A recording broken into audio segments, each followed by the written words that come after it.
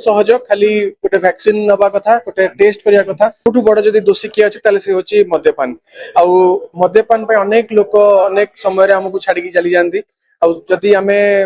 टिके सचेतन हवा निशाठू निजको दूर रखिबा ताले एई भली अकाल मृत्यु आमको केबे भी छुईबनी लिवर पर्यंत आसीबा तो दूर कथा जेतबे लिवर पर्यंत आसी जाय थाए सेतबे आ ट्रीटमेंट करिया पे भी निज पाखरे पैसा न थाए काना सब पैसा मद पीबार ही पड़े थाए तो हेपाटाइटिस डे पई आज समस्त एकाठी छु गोटे अवेयरनेस को समस्त के पाखे पहुंचिया पई केमिति 2030 सुधा हेपाटाइटिस को हमें एलिमिनेट करि परिबा केना एटा गोटे एमिति रोग जोटा आम अजाणत आमर अनेक लोक आक्रांत करुच्ची 13 लाख रु अधिक लोक गोटे वर्ष मरुचंती तो सेही भली गोटे रोग को जदि आम एलिमिनेट करि परछे ताले निहाती भाबे आम समाज को सुस्थ रखि परिबा बहुत सहज खाली गोटे वैक्सीन नवा कथा गोटे टेस्ट करिया कथा हेपाटाइटिस आम पाखे अच्छी कि नहीं तो गोटे नियमित जीवन आ गोटे नियमित लाइफ जदि आम पालन करि पारले ताले निहाती भाबे आम हेपाटाइटिस को आम पाखरु दूरेई परिबा भाई गोटे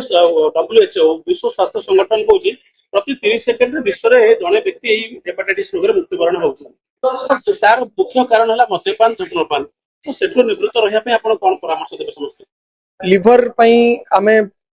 सबठु बड़ जदि दोषी किए अच्छे ताले से होची मद्यपान आउ मद्यपान पे अनेक लोक अनेक समय हमको छाड़ी चली जाती आउ जदि आमे टिके सचेतन हवा निशाठू निजको दूर रखिबा ताले एई भली अकाल मृत्यु आमको केबे भी छुईबनी आउ सबठु बड़ कथा होची निशा सेवन द्वारा आमे हमर केबे भी कोनोसी प्रकार हमर उन्नति होइनी बरं सब प्रकार अवनति घटे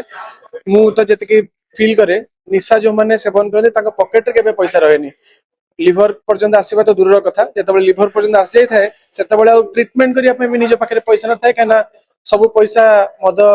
पीबार ही पड़े थाए तो आमे सेतिकी सचेतन जदि हबा ताले आमे खाली आम पई नुहे आम परिवार पई मध्य बहुत किछ करि परिबा भाई हम लिवर पई अनेक भल भल चिर सबुज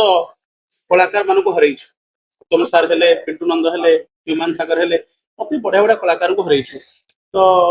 से को देखि किछ लोक इंस्पिरेशन हेबे जे आउ से मद पीबे नहीं ये करिवे नहीं मद गोटे एमती निशा जो निशा